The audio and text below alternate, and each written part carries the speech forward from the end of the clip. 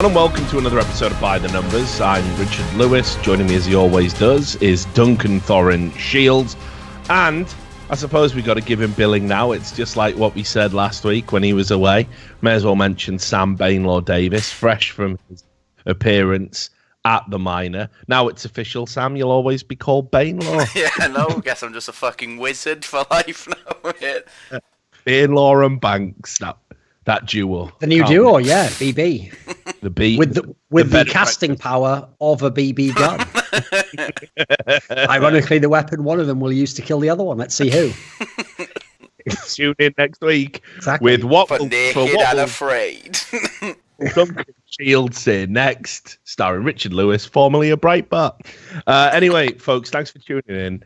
It's good to have Sam. That's got more legs in it, by the way. That one. That's going to become an in joke. Oh yeah, we'll definitely start doing that. That'll become the next reference game. At this point, you have to, right? Because I have noticed in general, like one of the things that, for example, obviously Donald Trump, etc., people like that, one thing that they've done that is successful is you have to actually take control of any memes that are negative about you. Otherwise, they just wreck you. Like, you notice I just do it with the Poland thing. Like, obviously, I don't actually particularly differentiate between Poland and any Eastern European country of a similar level. You know, don't know, Slovakia somewhere.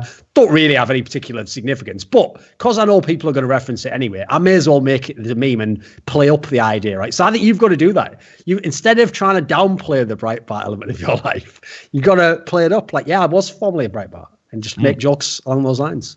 Maybe not when your employers are listening, but I think what I'll probably do is I think I'll say it was all a meme, and I was just trying to infiltrate the alt-right. Yeah, that would be good. Yeah, some sort of you're an embedded journalist.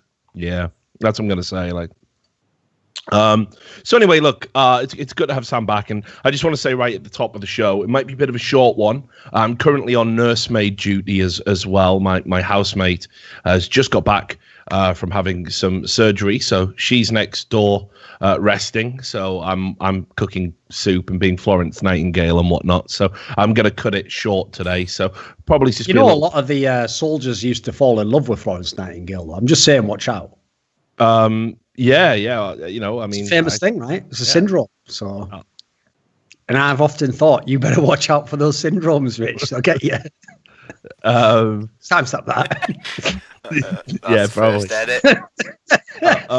So there you go. So so it'll be a short show than usual. But look, we'll start sort of where the last show left off. Dazed obviously kind of retired like a couple of days after we did the podcast, and even though I got there first, Duncan, I got to milk that topic for clicks.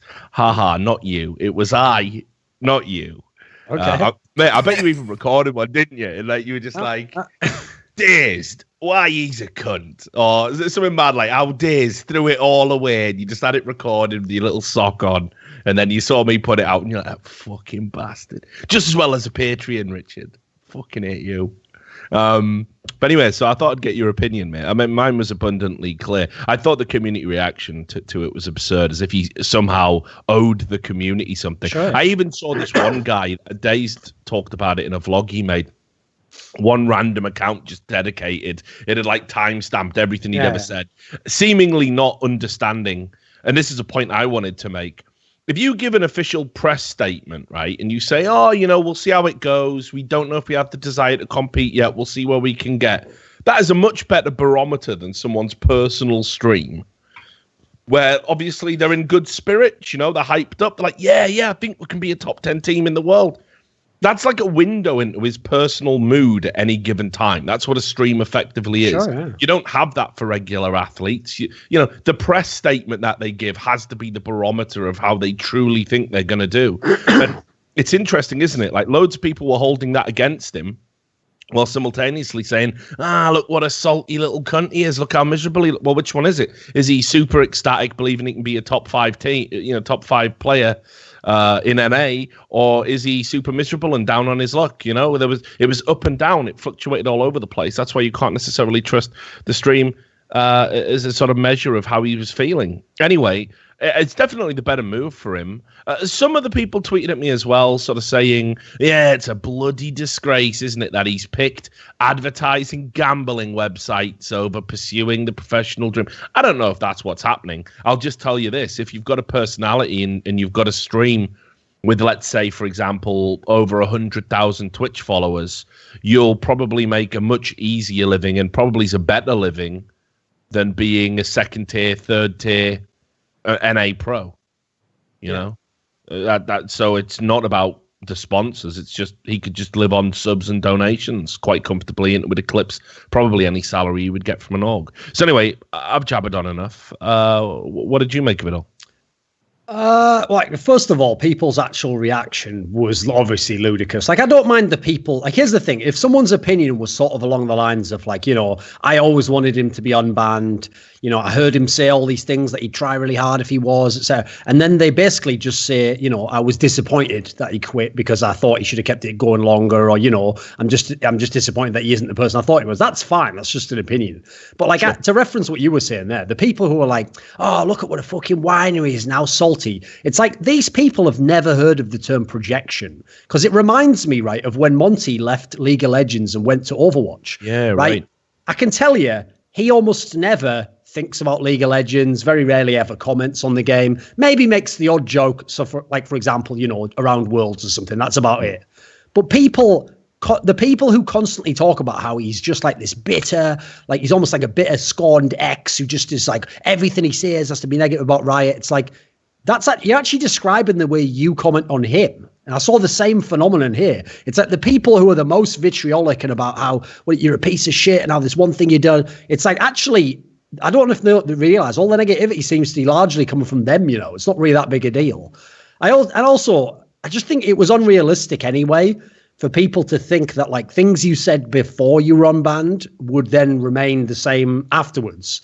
I mean, can everyone really not appreciate that in life, when you haven't had an opportunity to do something or be in a position, you might imagine it to be fantastic. I believe the term is grass is greener on the other side. But when you were to get there, you might find it is the same old field. And in fact, lo and behold, the grass was in fact greener on your side of the field. Now, what's great, by the way, about that, Richard, is that technically the greenness of grass is actually about like your eyes interacting with light off the grass. So what's great is if you actually looked into it, there's probably even some like physical phenomenon whereby grass might appear greener on like a light part of a field, whereas in fact it is not. Is the same grass. So a lesson for us all in some ways there. Fucking hell, man. Yeah. Are you on fucking Adderall? I actually wrote mostly. I wrote the science Christmas lecture for last year, but they went with Bill Nye instead, because he needed to tell them all about how none of them are actually heterosexual men. Yeah, it was good. I really like that DJ Seahorse. It's good, isn't he? He's pretty good. Big fan. Oh, one other thing to say as well, though, is like, I also think in a weird way, it makes more sense to quit now, because since his team wasn't doing well, and they clearly were quite far from being like a legit good team, and that's within the context they were playing, you know, not like the top NA teams or anything. I think it's pretty reasonable to say, right, if I'm already not feeling it, and I can already see, you know, how far away we are from being good, why go half the way up that ladder and then quit, you know? Like, if I'm really hating it right now, odds are I probably shouldn't be doing this 3 months from now. And as you said, then he's got the extra incentive, which is go back to streaming. Because the good thing about streaming will always be, while I do think there are certain players where I think they would waste away if they streamed, you know, they need the competitiveness to go. He's obviously actually become someone who can just stream and have fun and actually embrace that to a degree. So that's always going to be an incentive when things are going really badly on the competitive side. So I can understand why people are disappointed. Certainly, I certainly thought he would go more ham than this and, you know, like be the guy who'd never quit and all that stuff. So it sucks, but I do think it was massively overblown. I don't really know where people took like personal offense to it or anything. And they also almost sound like they got him unbanned or something. Like, no, but that's the other thing, isn't it? Right? Like when you deal with the fucking Reddit community at large, and they always use this caveat. They always get themselves out of it by saying, what, you mean a group of different people at any given, like, as if the word consensus never entered their, you know, sort of language, their lexicon. They always get out of it, like, you know, and they always like to take responsibility. The mindset of "we did it, Reddit" is the most shambolic, cuntish thing to ever slither out of Cthulhu's arsehole. Like, it's just so fucking ridiculous that a bunch of randoms who like have literally contributed nothing whatsoever to the situation can slap themselves on the back because they believe in their own mind through the power of upvotes. They shaped, you know, this existence in which we live. Very rare it ever has any influence, and certainly in the case of like ESL electing to unban him based on E6 regulation recommendation. Sorry, you know, that's nothing to do with Reddit. Like the Esports Integrity Coalition didn't look down and fucking say, "Oh, there's been 10 Reddit threads about why we should, you know, unban swag, so guess we better pressure ESL." It was always something they wanted right from the get-go. I know the guy who founded it. He said, "Yes, I'm going to try and work as closely as I can with all these big companies, but I believe that these players have been incredibly harshly done by, and I'll be hoping that we can get an appeals process in place for them. Maybe one day with Valve, but if not, we'll do it with these other companies." So that was always something he was going to do. That was always something ESIC were going to do. It's fuck all to do with Reddit. It's fuck all to do with me. You know, I don't sit around going, can finally sleep at night. I mean, that was the other thing as well. People were like, "Oh, no, you're only defending Dazed because you feel guilty, Richard." Like, no, I mean, I think I've made my views on it like clear multiple times. It's tough. The punishment's the only thing that really drives me mad, that I don't think it's proportionate. I definitely think it sort of was right to bring light to it, the same as I uncover any shady shit, you know? So people were just fucking reaching. I thought the whole situation was just really stupid. And the other thing, of course, nobody brought up was like, right, he is in a position where he can like transition or broadcast career where maybe he won't have some of the limitations that will be placed on his playing career. Sure, yeah. Like maybe one day there's a concession there where Valve say he can't play in a major, but we wouldn't have an issue with him being an analyst at a major. You know, I'll give you a great example of someone who made a similar choice, right? Which is going to be Sponge. Sponge was like abject depression at the end of his rope, didn't know what to do. Obviously, you know, they'd already made all the player roster changes for like good Australian players in that Renegades team. There was nowhere else to go. And there was no like, oh, well, in 3 months, at least we can get player X. You know, they'd tried them all at that point in time. And so he quit, became a caster, and looks like he's been having a fucking ball ever since then, loving it. Because guess what? If you're a caster, you're always in the final. You always get paid the same amount every, you know, it's like there's a lot of upsides that while, yes, if you were the best player, I agree, it would definitely outweigh being a caster. It's also like the threshold you have to reach isn't as crazy to enjoy that role. You know, I mean, you could even make a case. There's some players who I obviously love to watch them play like this, but they finish second and third in their careers all the time. And so while they're in theory succeeding and winning, etc., they're just like tortured individuals who are like, why can I never win? Am I cursed? Am I a loser? What the fuck? You know, like you sort of never can win in a way if you're a pro player. So I can definitely see why you would go and do that. Oh, one thing I would say as well about the reaction, which this wasn't like entirely prevalent, but there was a few people like this, was the sort of people who did that like ridiculous hot take where the hot take doesn't just react now, but it like rewrites someone's entire history. So the hot take for this one was, guess what? He was delusional. It turned out he was shit all along. And actually, if he hadn't have been banned, you know, he probably would just be garbage now anyway. It's like, mate, he was playing pogs and with people for fun online for like 2 years. He wasn't playing real scrims and real games, was he? No. So like the good thing about playing a pog is even if as he did, he sort of tried to make it competitive, you know, at the same time, if a game's going badly, you just go, right, I'll mentally check out this one, don't you? It's not like playing a competitive match.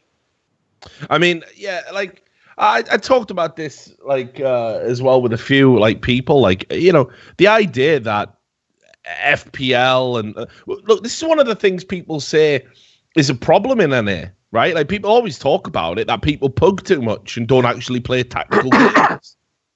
Well, Dazed had no other option for the longest period of time. You don't think that shaved off a little bit of his fucking sharpness? And you made a good point where you brought up RPK. RPK fucked off to be a mechanic or whatever. Yep. Came back, dog shit.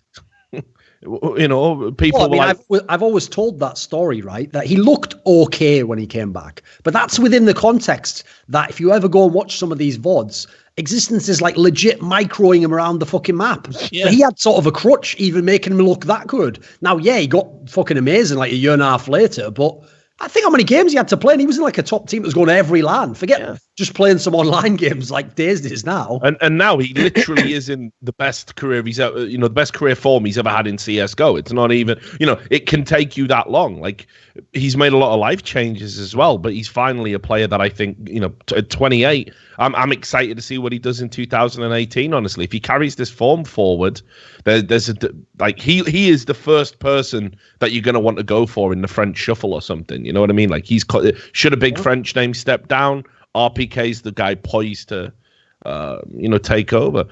But it took a year and a half. And Dazed, obviously, sure, he gave it 10 weeks or whatever it was, or 10 matches even, 10, 11 matches. That's fine. I mean, maybe he just knows. I mean, that's something else nobody talked about, right? Like, within yourself if you can do something. Like, again, I don't know how much sports you play, or if you're still doing your BJJ. But like, I went back and had an old man's game of rugby not that long ago. Last time I was in the UK, I went to throw the ball around. You got fucked up, didn't you?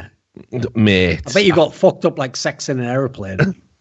Good reference there, classic reference. Yeah, no, bad classic. It was really bad. Like, it was really bad. I knew within myself after a while I'd made a mistake. Like, I'd made a serious error of judgment that I was going to be able to get through 80 minutes of this. Like, I was really struggling, not just in terms of fitness, but tackles fucking hurt.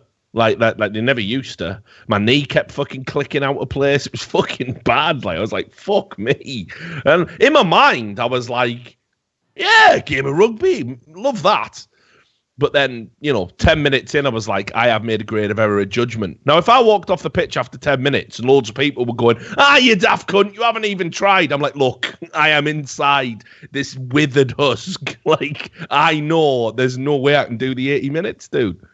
You know what I mean? So, like, sometimes you just fucking know about yourself, and if Dazed knows, he fucking knows. So that's that. Anyway, so I just wanted to get your take on it. Now we can start talking about some more meatier stuff. I guess since Sam was there, should we talk about the European minor? Yeah, why not? Right, so first up... mate, 'cause I don't know what the fuck happened. I tuned out halfway through that event. Yeah, it's all right. I heard you casting, haven't I? So, right, so... Was a lot of it just saying, yes, I will look at that.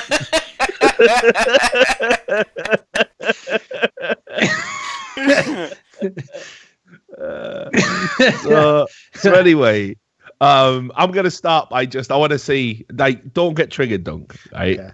But obviously, you know what I'm gonna bring up, because I believe our friend Yi Lamau, aka Don Hassey, who is just out there. He exists in the scene, and he tweeted at you. I don't know if you saw it, like a little clip. I'm blocked, mate. So. All right, okay. Well, he tweeted a clip. Okay.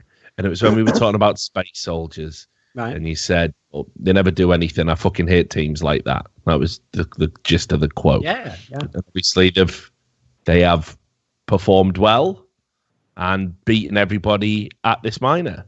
So I wanted to pick your brains and see do you still stand by, like, when they hit a better caliber of opposition? Because I thought this was actually quite a decent field.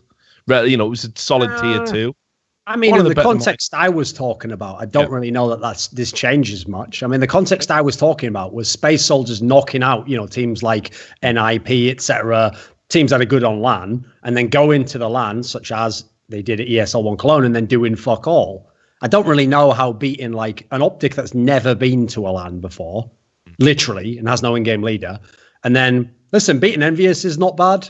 I mean, as anyone, people have not been watching the past episodes of this where I constantly say that EnvyUs is like mad overrated. I mean, it's not exactly like I've boosted them to the ceiling, have I? So I do put it this way. There's there's no point saying if NIP had been there, because I guess they couldn't get through the qualifier. But I would say this is a lot better than Space Soldiers looked in the past, especially because it came in the context that Calyx guy actually turned up for most of the games and had monster performances. Yeah, that's very good. But what I don't get is the people who sort of take offense to the idea that when Calix and Zantares drop like plus 25 versus like world-class teams online, but then go to the LAN and don't do any of that, that somehow to call them an online is like unreasonable.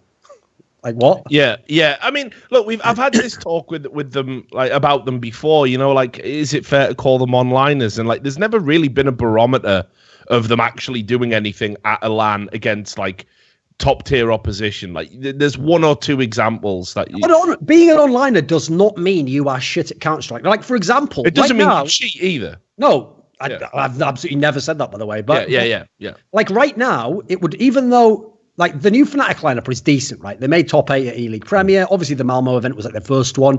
But right now, they would absolutely qualify as onliners because they are tearing up all the online leagues. They are like top of the league. So that doesn't mean they are shit and never will be good, but they definitely are online as fuck. Oh, they are better online, aren't they? Put it this way, it goes the other way for good teams, right? Astralis didn't make the Pro League finals this year. They were the best team in the world.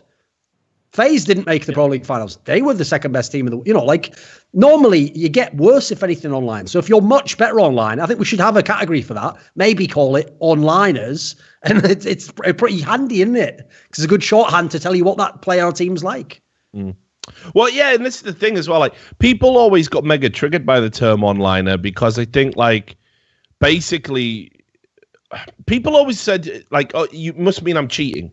If you say I'm better online, what could the other reason be? And obviously, there's lots of reasons with online CS. The most obvious one is like it takes a certain type of mental fortitude you don't need when you're online to compete offline. So, by the way, I agree. In the early days, it almost entirely meant cheater. But first of all, everyone listening to this right now had never even played Counter-Strike when we're talking about like a fucking decade ago. Yeah. Secondly, even when the cheating got knocked out of most of the top pro level, you will always have onliners because there are always people who either are too inexperienced and don't perform online, or some people who, I mean, this is not as big a problem now, but you just get some people who will never be good online for whatever reason, No one knows why. They just won't be, Same as there'll be some player in basketball who's amazing in the gym, but the reason he's on the bench is because he just can't do it in the game. He can't hit a 3-pointer, It's people like that. And not just that, though. I think when you, like, sort of... So again, when if you go back through time, I know distinctly I can point to players that like never attended LANs even but like were notorious online, were well known, even played in decent teams alongside decent players. If you think about recent examples, Joel Z, the Finnish player, hasn't he won fucking FPL like 5 times or something ridiculous? Yeah. So this was a guy who.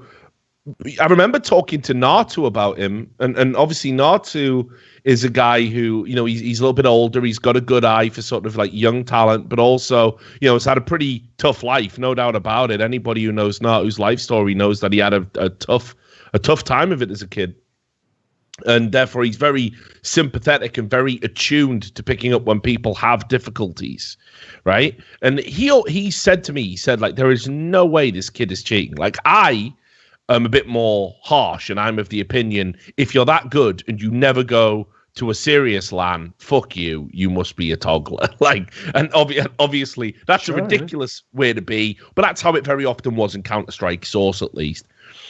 But Natu was saying, no, he's just like got very bad social anxiety, and he can't bring himself to attend big sort of LAN parties, and he knows he would crumble under scrutiny, and he doesn't want to do anything embarrassing that he'd have to live with for the rest of his life. Like they said he's like so lacking in so many areas, social skills wise. We all know the story about the fucking mincemeat, and he just sort of is in his own world to a certain degree.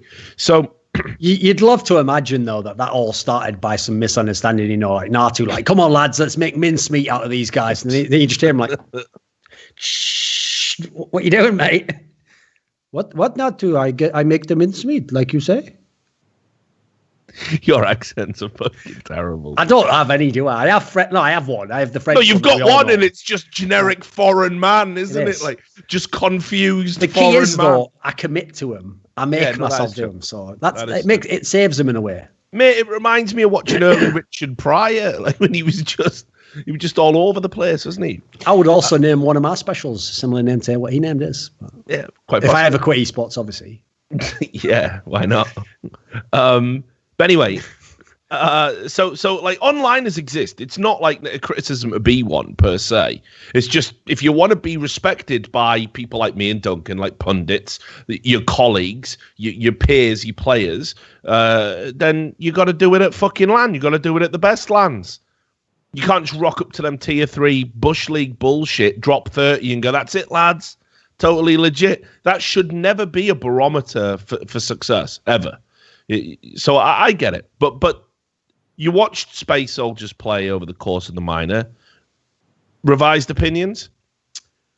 I mean, I will say that probably the best factor going in their favor was that it's not like they just had one map and rode that all the way, which is one thing that tilts me as well when teams have like a short-term success, because obviously that just leads to the first real LAN you play, all the good teams who can ban that map, and then suddenly the team can do nothing. So they did win across a whole bunch of different maps. That's a massive positive. They obviously had to play a bunch of best of threes. Like, you can't say that they just fluked their way through a bracket. I actually think it's kind of ludicrous that we can have double a limb for these minors, which, by the way, is brilliant because you're absolutely sure how good teams are and you get to see rematches as we did in both this one and the NA one.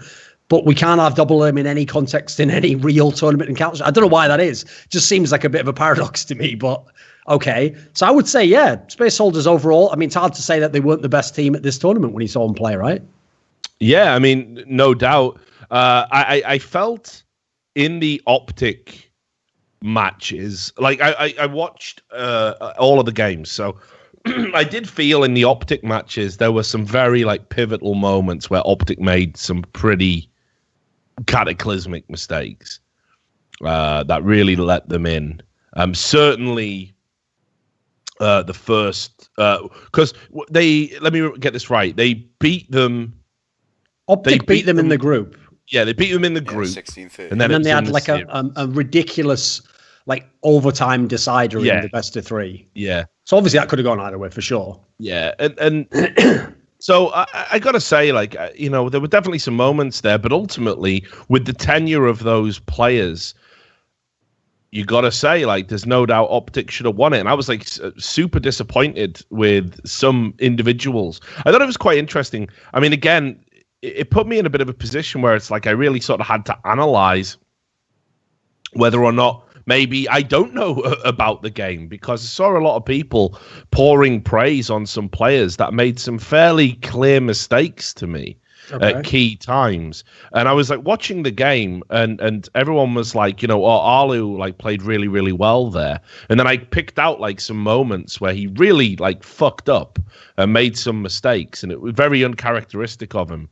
And those mistakes literally were like the margins. And Freiburg as well, don't want to call out Adam too much, but certainly in that decider, there was a number of times where he got fucking no-scoped.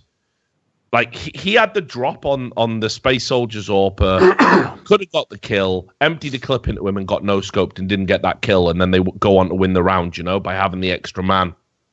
And this happened like 2 or 3 times. So like these are the margins, like when two teams are fairly evenly matched. But for me, it was definitely a case of like Optic sort of throwing away some crucial rounds with some really poor play. Optic looked fucking underwhelming, I have to say. Bearing in mind, by the way, they weren't that far from qualifying.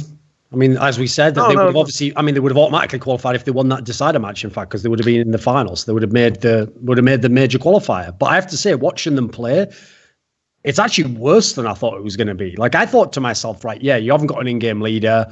Like, I told you, I think the HS guy's a bit overrated, but we'll wait and see on that one. Obviously, he hasn't played that much. I thought to myself, right, well, just fragging power alone, like, that should be able to get you through a minor like this. Almost did, obviously. But that does literally look like all they've got. I mean, I realize it is their first LAN. I'm not going to go crazy after one LAN, but they did just look like what they seemed like on paper, an FPL mix that just went to a LAN, I mean, I realize they played some online games, but like, the problem is you never really know where you're at, in my opinion, as a team until you're on LAN, you're in a series and you face that like moment where you're down or you have to do a big comeback or something. Because all the good teams can do these things, but teams that aren't proper teams, that don't have cohesion and team play, they're not going to, are they? They're just going to go, well, the other team's outshot us at the end of the game. Yeah, and when they played EnvyUs, I was still like, oh, it's still good. Optic has still got this. They'll definitely beat EnvyUs. I was like really confident about that. And it was super bizarre because like Arlu really made up for it, by the way, in that series. Like he was great. HS was a little bit underwhelming, but you know, I think I might have my prejudices about him anyway, because he doesn't have this tenure the others do, and he's a gamble. And for me, the gamble hasn't paid off, even though he definitely has improved in recent months. And, you know, I'm cognizant of my own bias about that player because he doesn't have the tenure the others do. Sure. And it's like, you know, Mixwell was good. Magis wasn't great in this series. But yeah, like Freiburg was very off the pace in this one as well. And I was like, they've played so much Inferno. They should be able to take EnvyUs to school on it. Didn't happen. Then on Train, you were like, Optic played a fucking ton of Train. I had wins over Space Soldiers on it and stuff in this tournament. You're like, okay, this will go to a third map. It was 16-14. And again, super slim margins. And, you know, this is all you need to know. Like, Sixer actually looked good in that series because he was almost kind of like enabled by some really poor play by like Freiburg and a couple of others. So Optic really disappointed for me. I don't know if it was a pressure thing or if they're just exhausted. Like to Adam's credit, he hasn't complained too much about this, but I know his carpal tunnel's been fucking killing him because he's played so much Counter-Strike lately. Like the amount they've played online and offline at the moment is just insane. Like they got to be one of the most active teams in the fucking world right now, if not the most. And you know, HS is still a work in progress. So I don't know. It was tough, but I got to say I was disappointed. I backed them to go through all the way, like, you know, and they worked so fucking hard and played so many games to get here and then not to go through. It's absurd. Sam, you were at the event. Did you see any of them? Like, you know, was there any friction, any insight you might have? Nah, just they were very triggered. They weren't really arguing a lot. They were just like fucking fuming about how close the event was. And then after they lost, you could see they were just broken because pretty much throughout the entire event, they just expected to go through. Yeah. Well, yeah, I mean, you know, and again, there was that self-belief. For me, I still think they're one star player off being a genuine team. Like, I think at least one player on Optic right now is a placeholder for somebody else. They also have that quality that reminds me of... when they first made that North lineup, though, technically it was Dignitas at the time, the one that became really good last year, won Epicenter. Like the problem that team always had, which meant it was never really going to be number one, is like if you just look at the average level of the players, you were like, fucking hell, this is pretty good, actually. This isn't like, you know, old Dignitas lineups where they'd have, you know, the one young player who's getting good and then everyone else is sort of like, who's this guy? Why is Tensky here? You know, like, or I guess Rabino's here because they just need someone else and there's no one Danish, you know. The old lineups were always like really ropey. And then that lineup, you finally were like, right, well, man for man, they've got a really good team. But the one thing they never had compared to the top teams until Config this year, basically, was a player who like was a true superstar. And you could literally kind of bank like this guy's going to have, you know, a top 5 in the world type year. And therefore, if we all do our part around him, we can also then win shit. So Optic's a bit like that. Like you look man for man, it's a fucking good lineup. You know, there's some good players here. You think to yourself, you know, these don't even all have to work out and they should be decent. But you add in the fact that like no one player on this lineup is even close to being like a top 20 player at the moment in the world, probably. And then they don't have an in-game leader presence. They're starting someone off fresh on that. I think potentially you've got a long road to go there before you're going to be in good shape.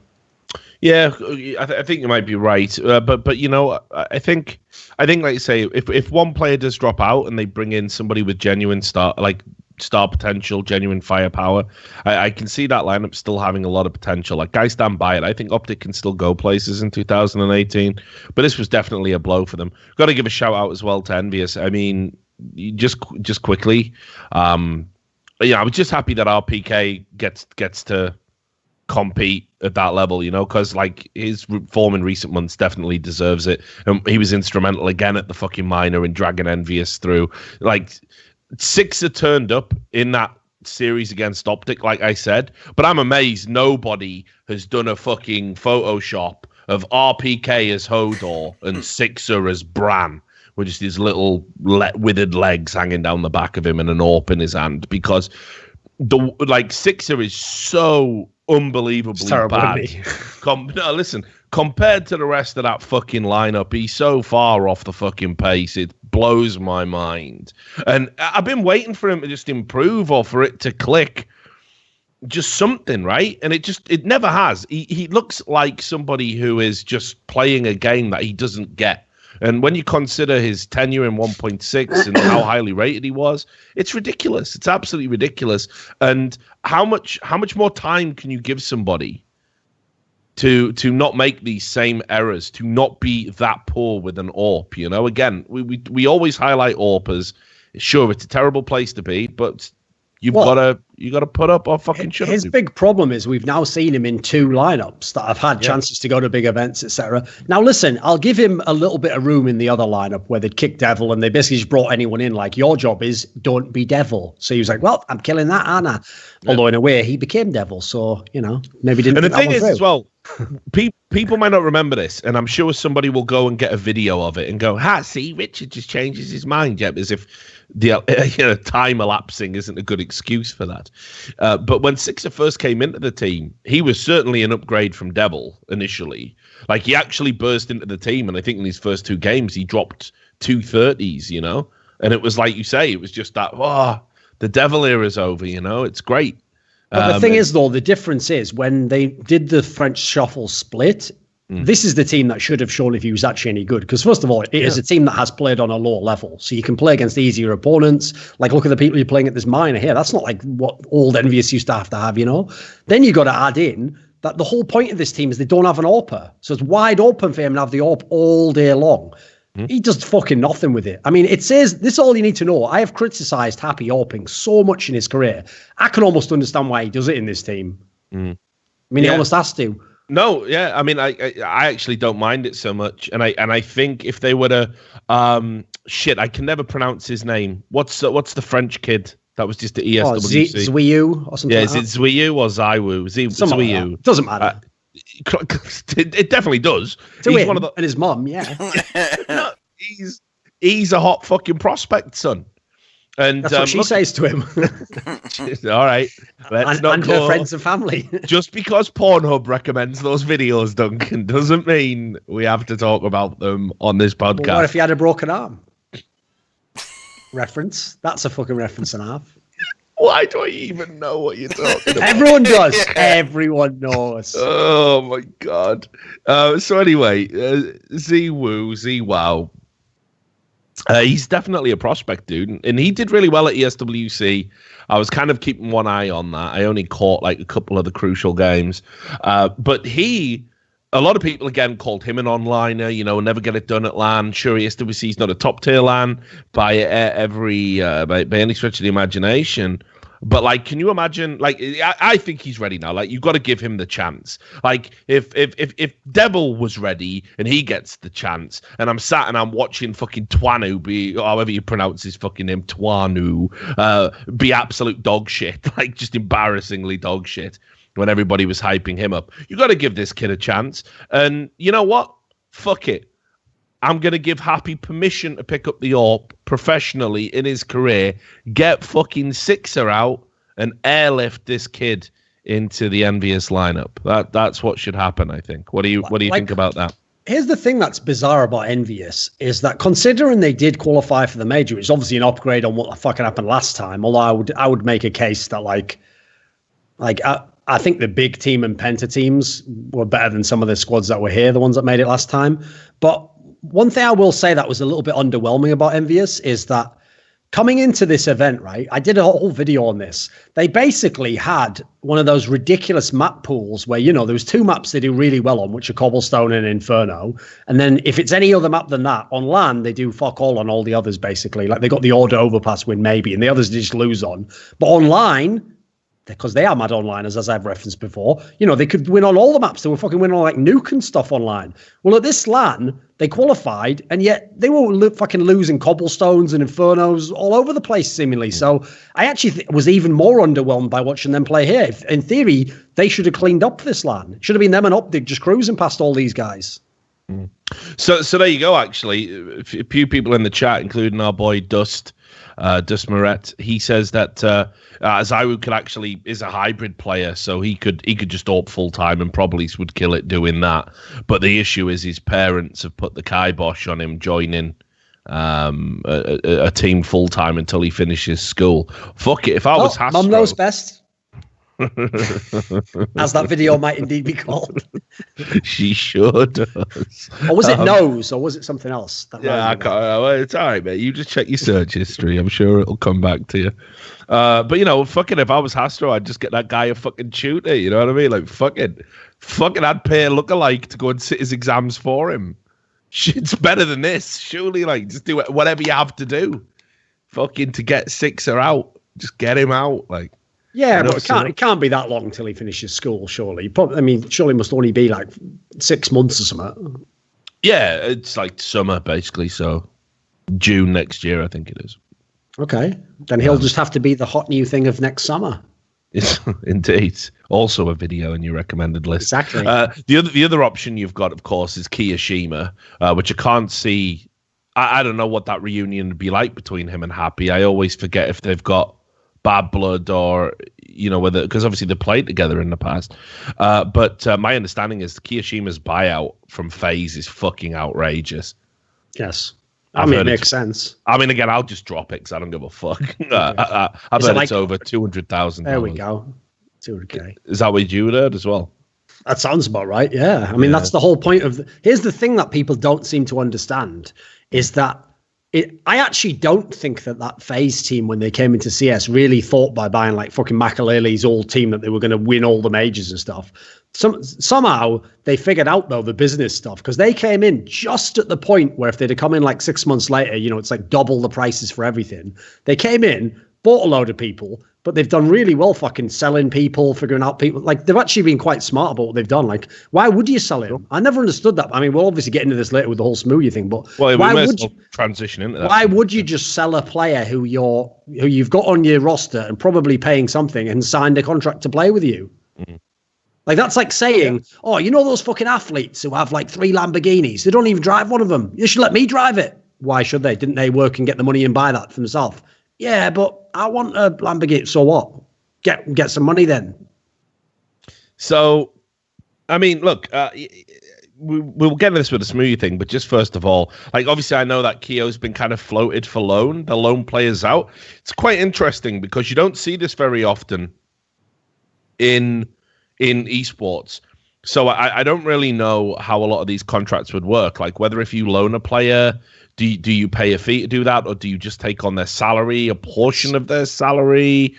It's certainly, to my understanding, based on the few times it's occurred, I think it's that they just take over the salary, okay. Here's the weird thing, though. You would think that would now exist like we have it in European football, because the reason why you loan players is, first of all, if they do then turn out to be amazing in the team you loan them to, you might call them back up and go, hey, you know what, fucking maybe we should rethink this. Actually, this guy's regained his form. And then secondly, you also, if you don't in fact want them, you want them in the shop window for someone else to then actually buy them. Whereas the problem is, like when you mentioned Kiyoshima there, I almost forgot he existed because he doesn't play Counter-Strike anymore, does he? But in theory, you want him in the minds of people like Optic, Mouse Sports, etc., French teams who might want to make a player move, because he should be fodder for those teams, right? Well, no, I mean, and if you think about it, if HS didn't work out, Kiyoshima probably would be a perfect fit for Optic, right? Based on what they kind of need, but it's I don't know, like 200K. Like, this is the problem with buyouts in general in Counter-Strike. We've fallen down this black hole, right, where it's like it has become not even necessarily about what a player is worth or what the market dictates. When we started this, we saw the first tentative steps towards this with like Scream and the 150K valuation. Now we've pushed that up. Electronic was, we're going to talk about him a little bit later in the show. 100K. 6-figure for Electronic, this relatively unknown player who, sure, he's been killing it playing for Flipside. This is his first big move now, going in RV. We've got no idea whether he'll be able to sustain that or otherwise. Kiyoshima now at 200K. Nico at $500,000. This is madness. And it's only, we saw these headlines, which apparently were over-exaggerated over at HLTV. $1 million for the fucking twins. and friend from Immortals. Apparently, according to DK, the more realistic number is 600,000. And people are happy to pay it right now because the venture capital is there. But this is why I keep telling players, do not. It might sound like a good idea to get yourself into even a 2-year contract. It might sound like security. It ain't. The longer your contract is, though, that times your salary is the realistic value of your buyout. That is what you lock yourself into. And I see a lot of people out there right now, agents, and they're saying to players, hey, we'll get you a 3-year contract. We'll get you a 4-year contract. And the player goes, oh, brilliant. My salary's going to keep turning up for 4 years. Well, I certainly hope you're good at playing Counter-Strike because, yes, the salary will turn up, but there's no fucking guarantee you'll be on a server. And you better check that small print too, because in a lot of these contracts, you don't even get all the salary if you're not in the first team. So what's the point of the security? Plus, I have to say as well, I know because this is actually something that I remember hearing about from League of Legends, and it was where, I believe it was in Season 4, there was that Dignitas team that had a player called Darshan now, who's called Zion Spartan then, and they had a mid laner called Shifter, right? And if you remember, eventually Zion Spartan did actually go to CLG. But what happened was in the off season, people like CLG and other teams wanted to buy one or both of these players, right? And famously, because the team got relegated, it was Coast actually. It was just before they went to Dignitas. It was the Coast one. They went to Dignitas afterwards, the two players. So they were on Coast, right? And famously, they were good players, but Coast got relegated. And there was some sort of a clause in their contract, like what you're saying here, which is because you've been relegated, we no longer have to pay you your full salary, but you are under contract with us, right? Well, what happened was I actually had a guy who was a law student contact me and basically tell me, like, I got that probably wouldn't even hold up in court, because he said if any of these contracts were done in California, then when you compete under circumstances where, you know, like the rights that the employer gets are as if you were an employee, basically, even a contractor, like they would probably be listed as, you have to get something called like due compensation or something. You know, you have to sort of get something equivalent to what you give up. So what you're giving up is the ability to go and work a real job for someone else. Therefore, the owner can't just have, you know, like a little detail as contract. And this isn't what it said in these contracts, but I'll give you an exaggerated version. It can't say like, you know, and by the way, if I bench you, you can't work anywhere else, but I only have to pay you $100. You know, you couldn't do that if you were in like California. So that is an area where I have to say this will sound a lot of non-competes are actually unenforceable in California. Yeah. So that's one area where I actually feel like in a weird way, people in esports have almost just started to buy into their own hype, because I feel like some of these guys could just break these contracts and no one's ever going to court over them yet. Maybe not FaZe, but these smaller ones especially. Like, do you think Epsilon's actually going to like go and take you for 3 years to court and fucking drag it through and all that, rather than just, even if they initially started that, make some sort of a settlement with a team for like 20 grand to let you they get 20 grand and they don't have to go through all the arse on, you know? I feel like there's that. And then also, like, people just haven't figured out the legal aspects of this. And I will just say, as a small shot across the bow to some people I think generally are a bunch of cunts, some of these esports lawyers don't go to lawyers who, as their main job in esports, represent massive teams and think that guy will represent you as a person and give you good advice on what you can do about the contract. I'd go to someone who's not in any way involved in esports but knows contracts like a motherfucker. Why go straight to those people? Like, some of them are cool, some of them are absolute arseholes. So that's another thing to just steer clear of, you know. Yeah, well, of course, the other thing is cost, right? You'll get a lot of, I mean, you remember how many of these esports lawyers, when they came in, you know, I ushered a lot of them in. I think there's very good ones. There's people there's people I certainly trust around players, and we definitely needed them, and they did a lot of pro bono work in the beginning. Now you see some people and you're like, yeah, you're doing pro bono work to review that dude's contract. Because, you're going to lock him. You go to your team who you work for as a full-time consultant and say, you know what, we could get this other player actually for this, you know, the amount of shady shit that they're doing that, like, just obviously no one can pin on them because they know what they're doing. It's fucking hell, they're running riot. Yeah, no doubt. Obviously the company. Yeah, give it time.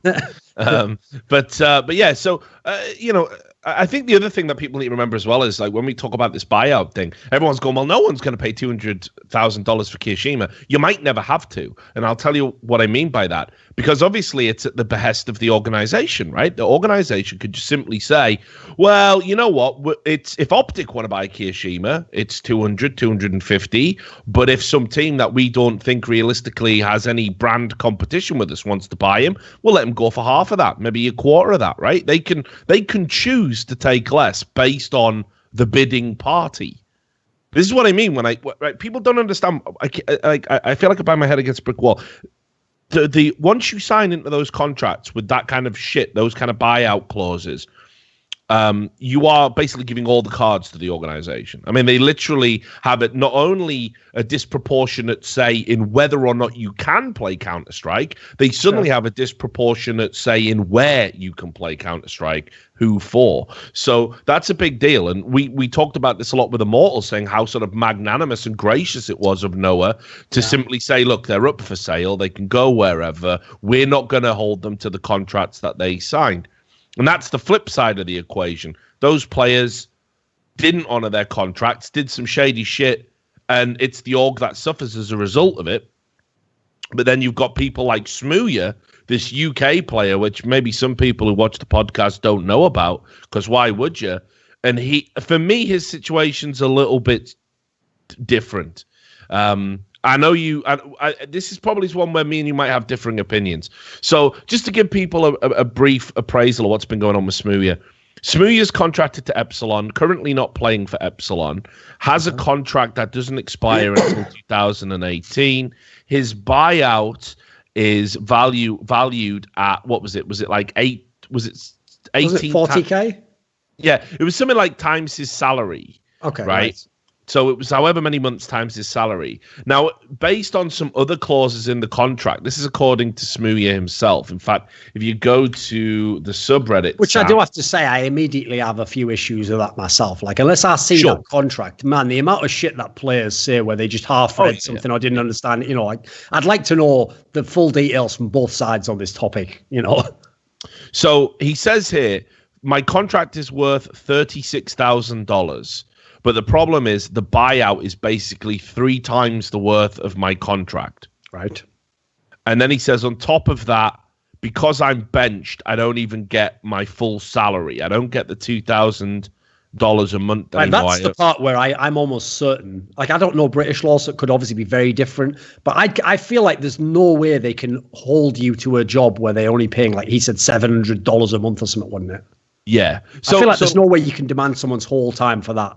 When that's their main income, Yeah, and equal, like in European employment law, I'll tell you this for free because I've dealt with cases like this when I was a trade union representative.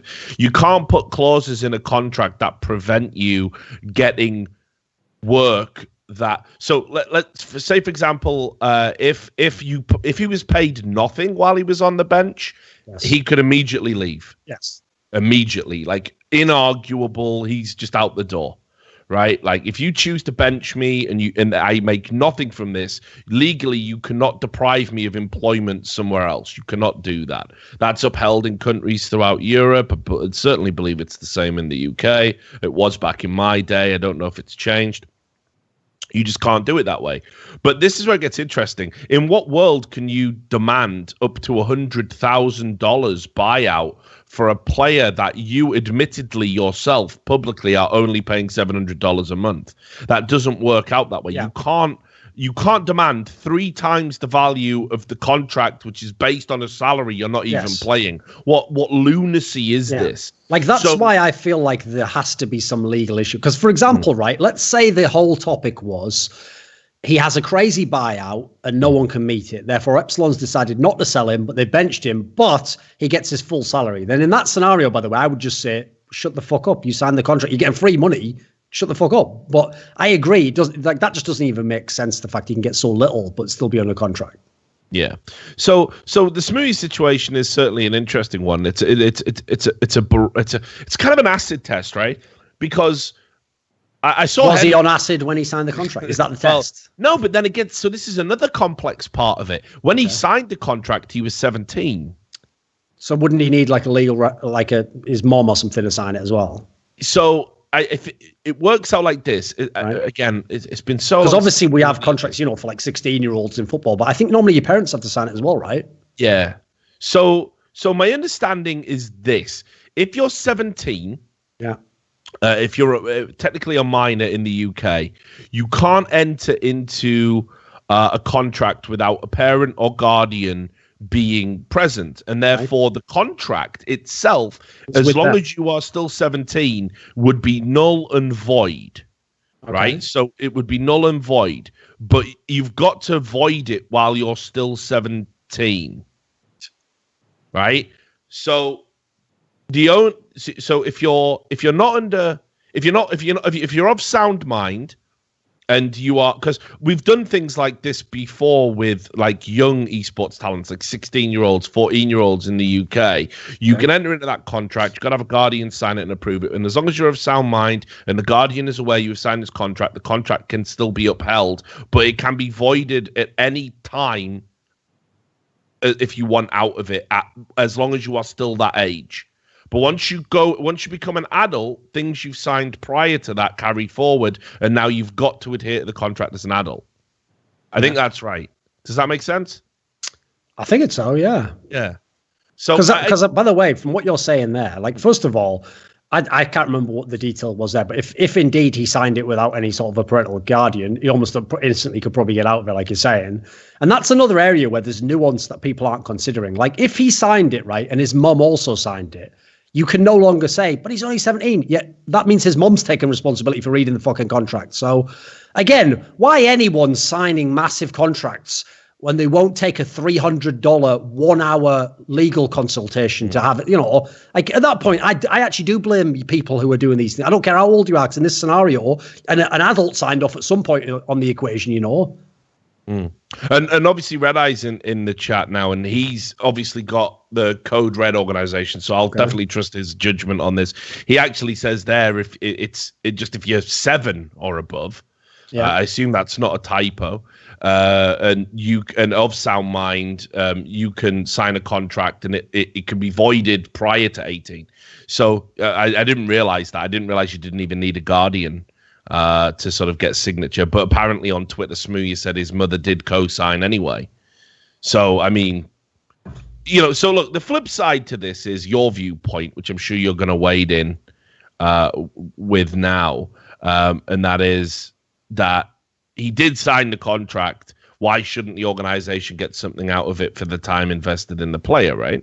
Well, I would just put it this way, okay, right? I've already made a pretty compelling case there as I set it up that I think there might just be some legal aspects that aren't actually sound here, and that basically it's not even about Epsilon. No one should be holding these contracts up in esports. Everyone should be doing what they can do, which is leveraging their pressure, which is you can't take them to court for a bullshit contract anyway.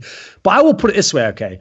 I get really sick and tired. The reason why I end up looking like an advocate for orgs and tournament organizers at the moment is because people, even adults who are spectators, are so immature in how they view business in esports.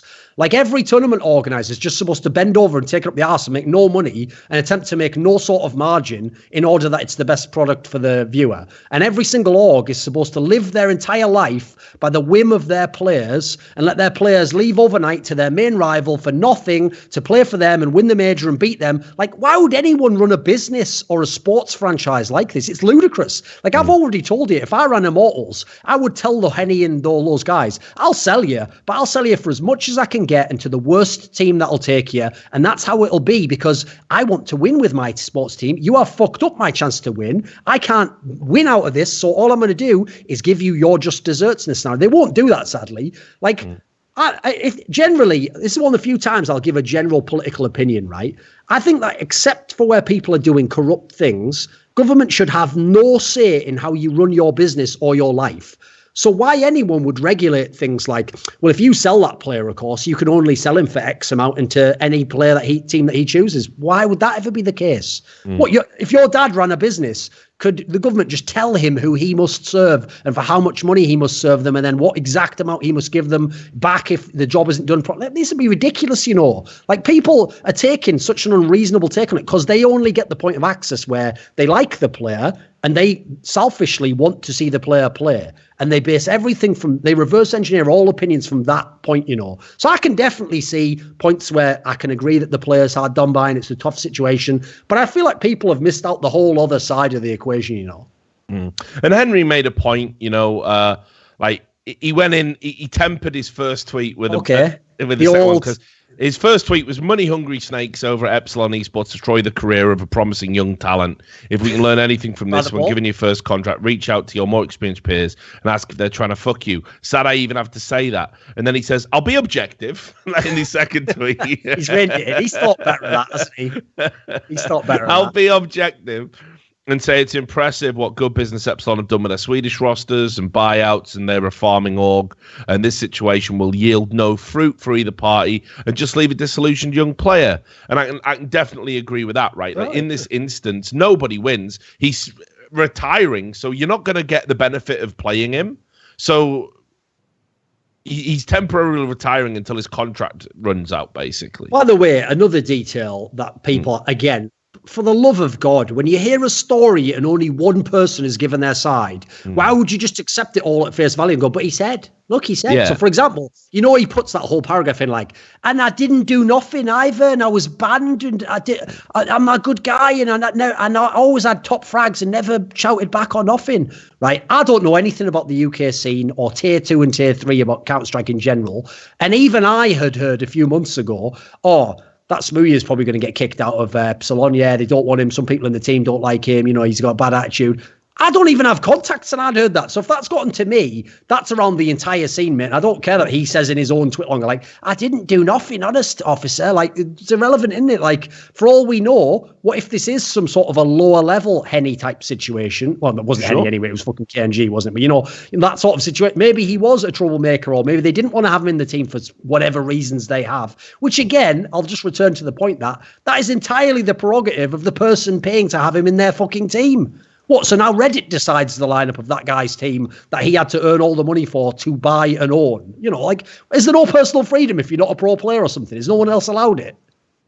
So let me just pause it there, because I'm going to go and feed some medication to someone, myself. And then I'll be right back. So Sam, just take a break, and we'll be back with more By the Numbers in just a moment. Right. It's only me here because, unfortunately, Richard has had personal circumstances that are beyond his control that he's had to deal with. And as such, we're going to have to cut this show short, much like Smooya's career, and not due to any sort of contractual bad behavior by anyone. So anyway, yeah, we've already done like an hour or so for this one. We'll just do a slightly longer episode on the next one, and we'll make it up, draw a line through it, and say it was fair. So hopefully everything's all right. Hopefully Richard's back next week. And peace.